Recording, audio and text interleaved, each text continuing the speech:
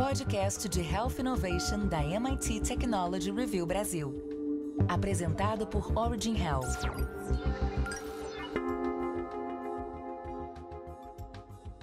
Olá, bem-vindas e bem-vindos ao podcast de Health Innovation da MIT Technology Review Brasil, apresentado pela Origin. Eu sou Laura Murta e estou com Camila Pepe e Jonas Sertório. No episódio de hoje, a gente vai falar sobre eletrodos cerebrais que foram projetados para imitar o hipocampo e como eles aumentam a codificação de memórias. Lembrando que esse podcast é um oferecimento da Sociedade Beneficente Israelita Brasileira, Albert Einstein. Faça parte da comunidade MIT Technology Review Brasil e assine nosso conteúdo em mittechreview.com.br/assine. MIT Tech Review/assine. O que a ciência vem estudando é uma forma única de estimulação cerebral que tem o potencial de ajudar as pessoas a se lembrarem de novas informações, imitando a maneira como os nossos cérebros criam memórias. A chamada prótese de memória também se mostrou eficaz em pessoas com distúrbios de memória e, de acordo com uma nova pesquisa, é ainda mais eficiente em pessoas com memória fraca. Segundo os pesquisadores responsáveis pelo trabalho, versões mais avançadas da prótese de memória poderiam futuramente ajudar pessoas com perda de memória devido a lesões cerebrais ou como resultado do envelhecimento e até de doenças neurodegenerativas, como a doença de Alzheimer. Então, para começar, eu queria te perguntar, Camila, como é que funciona exatamente essa prótese e como foi o processo de desenvolvimento até chegar nessa estrutura que os pesquisadores estão testando atualmente. Então, Laura, a prótese funciona copiando o que acontece no hipocampo, que é uma região do cérebro que desempenha um papel crucial na memória. A estrutura cerebral não nos ajuda apenas a formar memórias de curto prazo, mas também parece ser responsável por direcionar memórias para outras regiões onde ocorre o armazenamento de longo prazo. Há mais de 10 anos, especialistas da Universidade do Sul da Califórnia vêm desenvolvendo, junto com seus colegas, uma forma de imitar este processo. A ideia deles é usar eletrodos cerebrais para entender os padrões de atividade elétrica que acontecem quando as memórias são codificadas e, em seguida, usar esses mesmos eletrodos para disparar padrões semelhantes. A equipe testou versões dessa prótese em animais e em alguns voluntários humanos com epilepsia e que já tinham eletrodos implantados nos seus cérebros a fim de melhor compreender e tratar a sua condição. Para descobrir se isso poderia ajudar pessoas com memória fraca, um neurocientista da Escola de Medicina da Universidade Wake Forest, na Carolina do Norte, testou com seus colegas duas versões da prótese de memória em 24 pessoas que já possuíam implantes de eletrodos para estudar episódios de epilepsia, sendo que algumas delas também tinham lesões cerebrais. A primeira versão, que a equipe chama de modelo de decodificação de memória, o MDM, imita os padrões de atividade elétrica que ocorrem naturalmente no hipocampo quando cada voluntário consegue formar memórias. O modelo MDM calcula uma média desses padrões para cada indivíduo e, em seguida, dispara esse padrão de estimulação elétrica. O segundo modelo, chamado Multi-Input, Multi-Output, ou modelo MIMO, imita mais de perto o funcionamento do hipocampo. Em um hipocampo saudável, a atividade elétrica flui de uma camada para outra antes de se espalhar para outras regiões do cérebro. O modelo MIMO aprende os padrões de entradas e saídas elétricas que correspondem à codificação da memória para, em seguida, imitá-los. E, Jonas, como esses diferentes modelos foram testados pelos pesquisadores? Bom, Laura, para testar o funcionamento de cada um dos modelos, Hampson e seus colegas pediram aos voluntários que fizessem testes de memória. Nos testes, uma tela de computador mostrava uma imagem para cada pessoa. Após um atraso, a mesma imagem era apresentada novamente, acompanhada de outras. Então a pessoa tinha que escolher qual era a imagem que já havia sido mostrada, e cada voluntário completou cerca de 100 a 150 dessas tarefas curtas, que são projetadas para testar a memória de curto prazo. Entre 15 e 90 minutos depois, cada pessoa foi submetida a um segundo teste, onde viam um conjunto de 3 imagens e deviam escolher qual era mais familiar. Esse teste indica a memória de longo prazo. Os voluntários fizeram ambas as rodadas de testes de memória 2 vezes, uma para gravar o hipocampo sozinho e outra para estimular os padrões anteriormente registrados, associados com memórias armazenadas corretamente. Segundo Hampson, as gravações foram únicas. Até agora tem sido diferente para cada pessoa. A equipe então descobriu que sua prótese melhorou o desempenho dos voluntários nos testes de memória. Suas pontuações eram significativamente maiores se eles tivessem recebido o padrão correto de estimulação ao ver as imagens pela primeira vez. De acordo com os pesquisadores, isso sugere que a prótese de memória pode ajudar a codificar memórias do cérebro. Segundo Hampson, estamos vendo melhorias que variam de 11% a 54%. Personalizar a estimulação cerebral dessa forma é uma coisa realmente importante a fazer, de acordo com Josh Jacobs, da Universidade de Columbia, nos Estados Unidos, que também estuda gravações cerebrais de pessoas com epilepsia, mas que não esteve envolvido nesse estudo. Até o momento, médicos e cientistas obtiveram certo sucesso no tratamento de doenças como o mal de Parkinson, simplesmente focando em uma mesma região do cérebro em todos os indivíduos. Entretanto, os indivíduos têm respostas cerebrais bastante diferentes, diz Jacobs. Ele acredita que personalizar a estimulação para cada cérebro provavelmente melhorará seu impacto. Em média, o modelo MIMO, que imita com maior precisão o funcionamento do hipocampo, teve resultados ainda melhores, e as maiores melhorias foram observadas em pessoas que tiveram pior desempenho de memória no início do experimento. Segundo Hampson, os pesquisadores ainda não sabem ao certo por que isso acontece, mas pode ser que há mais espaço para melhorias. Todos os voluntários tiveram seus eletrodos removidos dentro de algumas semanas, após seus médicos concluírem as investigações sobre a sua epilepsia. Porém, Song espera que as melhorias em suas memórias sejam duradouras. Em teoria, a estimulação que cada pessoa recebeu pode ter reforçado a ligação dos neurônios no hipocampo. E ele diz não saber se está certo, mas espera que sim. E segundo os pesquisadores, a expectativa agora é que essa prótese ela possa ser amplamente usada para restaurar a memória em pessoas com distúrbios de memória. Então, a ideia seria, primeiramente, em pacientes com lesões cerebrais e, na sequência, pacientes com doenças neurodegenerativas, porque, nesse caso, né, e diferente dos primeiros, acaba comprometendo muitas regiões do cérebro. Os pesquisadores ainda querem entender como a prótese de memória pode funcionar na prática e, na verdade, ainda tem um longo caminho, porque alguns pontos ainda estão em aberto. Pode não ser necessário que o dispositivo funcione o tempo todo, já que muitas experiências de vida, como, por exemplo, tirar o lixo, que as pessoas com distúrbios de memória elas não precisam lembrar. O que eles acreditam é que a prótese pode ser usada junto com algum tipo de dispositivo capaz de informar se é necessário ela está funcionando ou não, e talvez detectando quando o cérebro precisa estar pronto para aprender. E eles também não sabem se uma prótese de memória deve funcionar durante a noite, porque acredita-se que quando a gente dorme, o hipocampo reproduz alguma das memórias codificadas durante o dia, a fim de consolidá-las em outras regiões do cérebro. Então, os pesquisadores eles não sabem se uma prótese que replique essa repetição melhoraria a memória ou se é uma boa ideia estimular o hipocampo durante o sono. Então, o que a gente vê é que a gente ainda tem aí, como eu falei antes, um longo caminho a ser percorrido até a implementação, né, de forma efetiva dessas próteses na vida real. E hoje o nosso convidado é o Rogério Panizutti, médico psiquiatra e professor da UFRJ. Bem-vindo, Rogério. Olá, é um prazer estar aqui no podcast conversando sobre ciência de ponta no nosso país e no mundo. Legal. Rogério, um ponto que o artigo discutiu é sobre a dúvida dos pesquisadores da necessidade da prótese funcionar o tempo todo, né?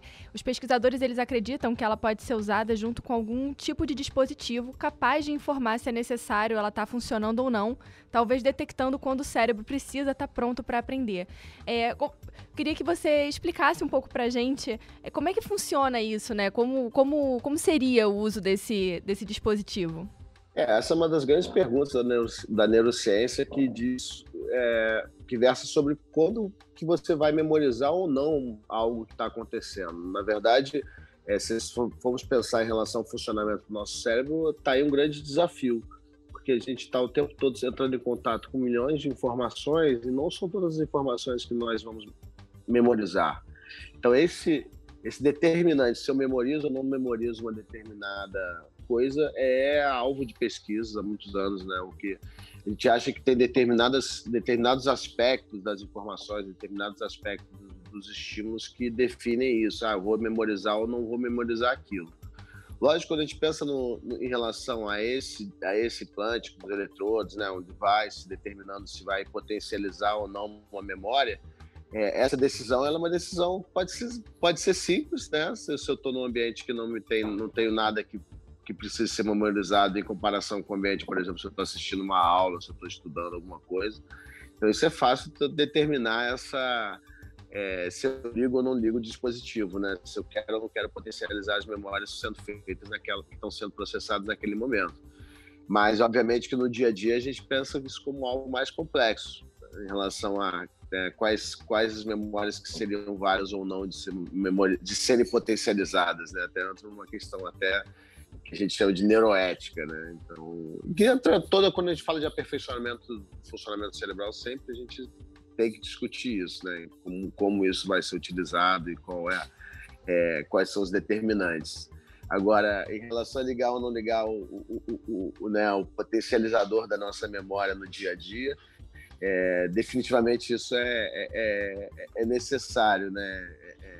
É absolutamente necessário, porque a gente não vai conseguir memorizar tudo que está acontecendo à nossa volta, e por isso que tem essa necessidade que no caso desse device, desse aparelho, que ele fosse desligado em determinados momentos que a gente não tem capacidade nem intenção de que a pessoa memorize coisas irrelevantes para a vida dela, e sim que aquilo seja feito, permita que ela produza informações relevantes. Mas, de novo, essa é uma pergunta super...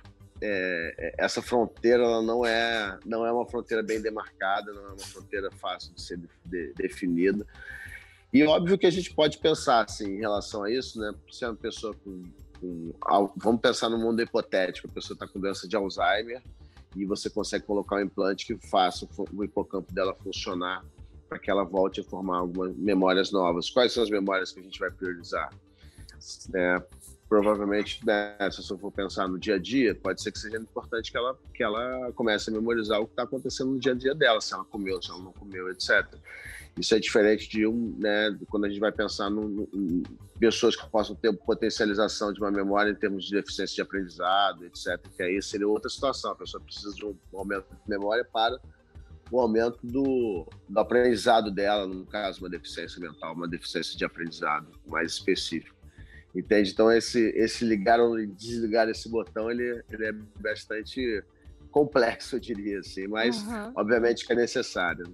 É bem interessante isso que você falou, né? Porque a depender da causa que levou ao uso da prótese, isso vai variar, como você deu esse exemplo da doença de Alzheimer. E a gente até falou no episódio, né, que eles estão começando a estudar principalmente para pacientes com lesão cerebral, que talvez fosse para resgatar alguma coisa que foi perdida ali a partir daquela lesão.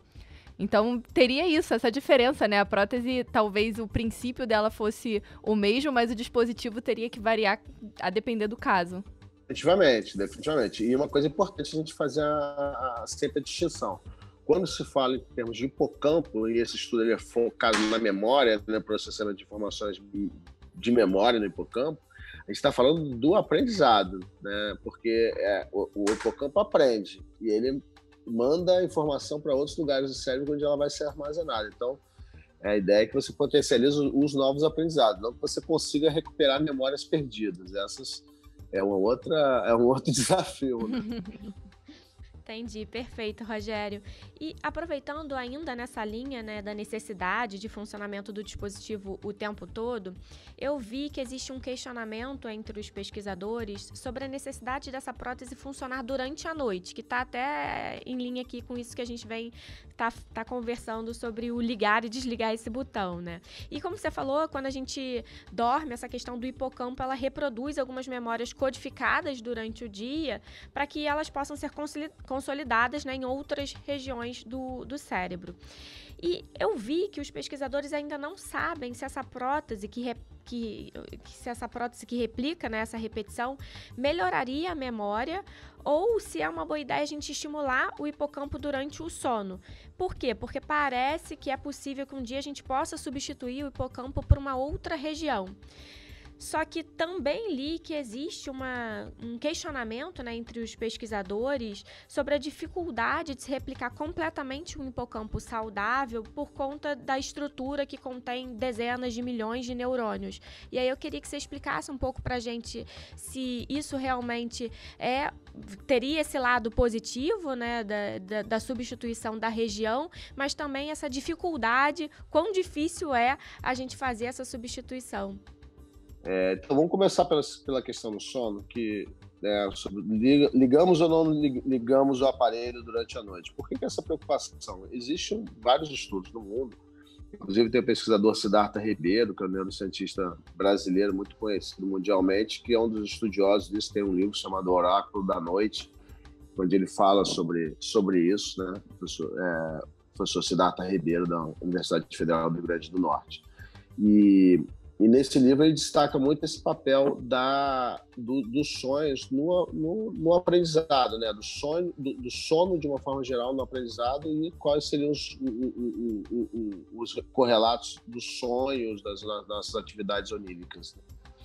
Mas a grande questão, por que ele estuda isso, por que ele está preocupado com isso? Porque já existe evidência, inclusive feitas no Brasil, de pesquisas mostrando que se você dorme depois de uma lição, por exemplo, tem um estudo feito pelo próprio Siddhartha, né, que eles deram para estudantes de matemática, estudantes de escola normal, mas que tinham tido uma lição de matemática, e um grupo tem tempo para fazer tem um cochilo de 1 hora depois da lição, e o outro grupo não. E eles depois vão comparar o aprendizado daquela lição com uma prova na semana seguinte, e o grupo que teve a oportunidade de dormir desempenha significativamente melhor do que o que não dormiu. Né? Só mais uma evidência indicando que parece que o sono é importante para a fixação de novos aprendizados, para a fixação de novas memórias. E quando você vai olhar a atividade cerebral durante o sono, ela vem sendo estudada como, né, tendo esses correlatos, né? Como você destacou, essa representação do que aconteceu durante o dia que acaba acontecendo novamente durante o momento do sono. Então, o que os pesquisadores estão colocando é que, se eles potencializarem essa circuitaria durante o sono, poderia ter um efeito ainda maior sobre a formação das memórias, tendo isso um conhecimento que a gente tem até o momento sobre esse possível papel do sono como potencializador, né, como importante na consolidação dos novos aprendizados pelo próprio hipocampo. E sabemos também que pessoas que estão com privação de sono também têm grandes diferenças de dificuldade de memória. Também é uma outra evidência indicando que o sono é importante para a nossa memória. Sempre discute isso porque as pessoas, né, eventualmente estudando para concurso, querem estudar muito, querem dormir pouco, enfim, isso acaba sendo considerado contraproducente pelos conhecimentos da neurociência até o momento, que indicam que é importante sim de dormir. Não que você precise dormir 8 horas de sono, não há evidência que tem que ser obrigatoriamente de forma contínua, mas ter uma quantidade razoável de sono, mesmo que tenha alguns momentos de pequenos cochilos, é fundamental para o nosso aprendizado. Né? Por isso que eles estão se perguntando, será que vale a pena manter a prótese ligada durante o sono? As pessoas tenham mais ainda potencialização de suas memórias, né? Essa é a grande questão do sono. Agora, em relação à questão da substituição complexa, né, de ser uma estrutura muito complexa, né, com milhões de células, milhões de possíveis relés elétricos, né, e químicos, enfim, né, uma complexidade enorme que a gente vê no hipocampo. Obviamente, quando você pensa numa prótese que vá o substituir totalmente, a gente fica bastante cético em relação a essas capacidades. Obviamente que o que a gente pensa é que você vai conseguir, né, reproduzir, potencializar. No caso, eles potencializaram, né, mas eventualmente até reproduzir e recolocar funções específicas, e essas vão se somando, né? Importante entender que uma das coisas que eles observam no paper, e que a gente tem que destacar aqui, é que cada indivíduo ele teve uma atividade elétrica, né, uma atividade cerebral particular no hipocampo. Só que eles conseguiram potencializar a atividade do próprio indivíduo porque eles aprenderam com aquele indivíduo mesmo. Então a prótese teria que aprender com a própria pessoa, né? Se a gente for pensar numa ponte assim.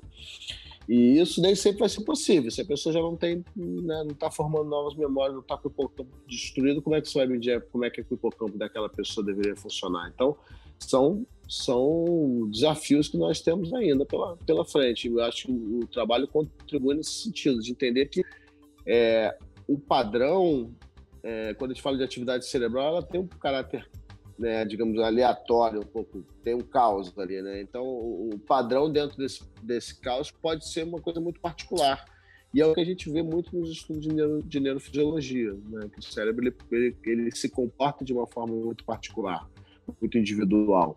né, com os desfechos, que a gente tenta medir desfechos que sejam comuns, mas assim, as formas de chegar a isso são particulares.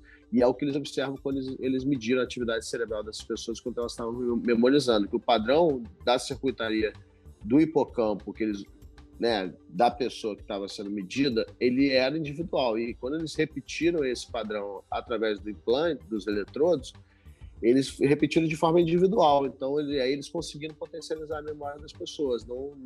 Né? Então, só mostrando o quanto complexo que é isso, porque é uma estrutura enorme, que é uma estrutura que cada, né, enorme em termos de complexidade, número de células, etc., mas não é enorme de tamanho, né? O tamanho absoluto é relativamente pequeno, mas como o nosso cérebro ele começa de uma forma que a gente chama de uma tábua rasa, né? Uma esponja limpa, nova, que nunca entrou em contato com nada, e ela vai absorvendo as informações do mundo e vai se moldando a partir disso. Obviamente que cada cérebro é muito particular em relação ao outro, né? Você não pode esperar nada muito diferente disso. É muito interessante isso. E só voltando um pouco, quando você fala da questão do sono, que é uma coisa que me chamou a atenção. Você comentou desse caso de, quando você está estudando, alguma coisa assim, e tem esse sono, logo em seguida, já foi comprovado que existe uma retenção maior desse conhecimento, né? Esse sono, ele precisa ser logo depois? Ou o estudo chegou a avaliar também a pessoa dormindo num horário normal? O estudo do Siddhartha, que eu me referi diretamente, eles fizeram pouco tempo depois. Era uma coisa tipo durante o período escolar mesmo, entende? Mas existem evidências que o padrão de sono, de uma forma global, está associado a melhor aprendizado também, entende? Então, porque são dois tipos de estudos que a gente tem que a gente vai sempre olhar na literatura, né? Os estudos observacionais, onde você olha como é que é a situação, olha as associações, etc. E os estudos experimentais, onde você induz, você fala, esse grupo vai fazer isso, esse grupo vai fazer aquilo, e esses grupos são definidos aleatoriamente. Sim. E são dois tipos de evidência, né? O estudo do Siddhartha foi um estudo experimental. Eles pegaram uma turma e dividiram ela aleatoriamente em dois grupos, e um grupo dormiu, outro grupo não dormiu. E aí foi feito no horário escolar. Mas existem evidências associativas também, que mostram que pessoas que têm uma qualidade de sono melhor estão associadas a melhores desempenhos cognitivos também. Mas aí são estudos de associação. Porque você pode até achar que pode ter a causalidade reversa, né? Quer dizer, pessoas que eventualmente têm problemas cognitivos também têm problemas de sono e dormem menos, enfim, e uma coisa não tem obrigatoriamente a ver com a outra. Então, a grande vantagem quando você faz estudo experimental é que realmente você consegue chegar no que a gente chama de causalidade, né? Que uma coisa causa a outra. Agora, até falando de estudo, Rogério, trazendo aqui para a realidade do Brasil, a gente tem iniciativa para estudo com dispositivos como esse? Dispositivos de implante cerebral, assim, a gente tem, né, já existem lugares fazendo, né, implantes profundos, né, como esses que foram utilizados nesse estudo, mas a gente não tem uma grande experiência com né, grupos publicando muito fortemente nessa área específica. A gente tem uma experiência com prótese até, né, que foi o supervisor do Siddhartha, que é o professor Nicoleles, né, uma pessoa que está nesse campo de próteses. O grande desafio aí é você medir a atividade cerebral, decodificá-la e depois usar o eletrodo para replicar aquela atividade, né? Então isso é um desafio tecnológico muito grande, né? Então, assim, por outro lado, o que a gente tem em relação à questão da memória é que, assim, a gente sabe que existe um grande boom de pesquisas que aconteceram nas últimas décadas, que a gente aprendeu muito sobre mecanismos de memória, né? Um dos lugares mais importantes disso é a Universidade Federal do Rio Grande do Sul e posteriormente a PUC do Rio Grande do Sul, que, né, em volta do professor Ivan Esquerdo, que era de uma, depois passou para outra. Ele foi um dos grandes pesquisadores nacionais e o foco dele é a memória.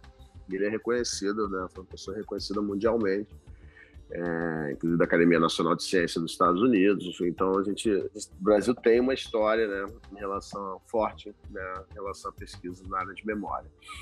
O que nós fazemos aqui na UFRJ, a gente utiliza exercícios digitais, como exercícios de tipo, videogames, né, em plataformas digitais como tablets, como computadores, para melhorar o funcionamento da memória através da repetição, através da ginástica cerebral. Isso é uma coisa que a gente tem, tem um estudo grande também acontecendo em São Paulo também com essa ginástica cerebral que eu tive, né, a oportunidade de trazer para o Brasil, uma tecnologia desenvolvida na Califórnia. A gente, né, vem aperfeiçoando e vem utilizando ela aqui dentro do contexto da UFRJ aqui no Brasil, e agora também na USP tem um estudo grande acontecendo com isso. Então, o que a gente tem né, a gente trabalha muito em relação a essa questão, né, do aperfeiçoamento cerebral, enfim, e temos todos uma questão ética, né, como eu frisei. A gente tem um professor Roberto Lente, uma das pessoas que levanta muito essa questão, professor da UFRJ, que levanta muito essa questão de quais são como eu falei na outra pergunta, né, quais são os limites, né, desse aperfeiçoamento cerebral, né, quais situações que vale a pena, quais situações que não vale a pena, quais situações que eticamente é aceitável, quais situações que não seriam eticamente aceitáveis, etc. Legal, até aproveitando, você citou aqui o exemplo do Nicoleles, a gente já teve o prazer de entrevistá-lo num episódio anterior, onde ele contou sobre os projetos dele nessa área, então a gente convida os nossos ouvintes a escutar também esse episódio. E, Rogério, para a gente terminar, eu queria que você deixasse uma mensagem aqui para os nossos ouvintes sobre a importância da gente avançar no conhecimento dessas próteses, não só, né, no campo da memória, mas em outras frentes que elas poderiam potencialmente ajudar na descoberta de novas maneiras de ajudar no cuidado dos pacientes. Eu acho que parabéns a toda a equipe do podcast, parabéns por trazer esses temas tão relevantes. Como eu brinco, na verdade, tem um amigo que é neurologista e neurocientista da Universidade McGill, em Montreal, no Canadá, que ele sempre brinca comigo que a gente nunca vai perder nosso emprego, né? Quer dizer, a gente nunca vai deixar de ter trabalho, porque a gente resolve estudar o cérebro, porque ele ainda é uma caixinha cheia de muito mais perguntas do que respostas em relação a como ele funciona. E isso faz com que seja muito complexo nós recuperarmos a função cerebral, uma vez que ela é abatida, né, ela é prejudicada, seja por um acidente vascular cerebral, né, um derrame, seja por uma doença neurodegenerativa, como a doença de Alzheimer, chega até mesmo com um trauma, né, quando pessoas vivem algum trauma muito importante em suas vidas, trauma psicológico. Então, o desenvolvimento do entendimento do funcionamento cerebral, ele tem, obviamente, como fim, no meu entendimento, nós podemos ajudar as pessoas que sofrem com condições como essas. Então, a partir da compreensão, né, dessa leitura da linguagem que o cérebro utiliza para aprender, que é a linguagem que o cérebro utiliza para sentir, né, a partir dela a gente vai conseguir eventualmente recuperar as funções cerebrais que são abaladas em situações como a que eu citei e outras, né? Isso coloca um sopro de esperança na vida das pessoas, porque a gente convive, né, como médico, com o sofrimento humano em relação às condições que afetam nossas capacidades, né, que a gente chama de capacidades cognitivas, nossa capacidade de conectar com o mundo, e entende como isso é dramático, não somente para as pessoas que sofrem, mas para toda a família, né, toda a sociedade. Então, é importante que a gente realmente avance e possa oferecer, né, maiores possibilidades assim, em relação à recuperação da função cerebral, porque, infelizmente, ainda é uma grande fronteira assim, ainda a ser explorada, né, nas nossas capacidades, né, no nosso entendimento no campo da neurociência, né. Perfeito, Rogério. Foi ótimo conversar com você. A gente já falou, né, algumas vezes aqui, a MIT teve uma edição na revista americana sobre a mente. A gente também teve a oportunidade de entrevistar o Nicoleles para ouvir mais sobre as interfaces cérebro-máquina e hoje conversar com você sobre o uso dessas próteses e traz, né, como você falou, essa esperança dentro desse campo ainda com poucas respostas. Então foi um enorme prazer ter você aqui e aprender contigo. Prazer, quando tiver outra oportunidade de falar de neurociência é sempre um prazer. Parabéns aí pela iniciativa, parabéns pelos temas de ponta que vocês estão trazendo. E esse foi mais um episódio do podcast de Health Innovation da MIT Technology Review Brasil. E se você ainda não segue a gente nas redes sociais, vai lá em @MIT Tech Review BR. E também não deixe de conferir nossos outros episódios no seu aplicativo de preferência. Semana que vem tem mais e eu espero você. Até lá! Você ouviu o podcast de Health Innovation da MIT Technology Review Brasil, apresentado por Origin Health. A maior publicação de biotecnologia e saúde no mundo, agora no Brasil.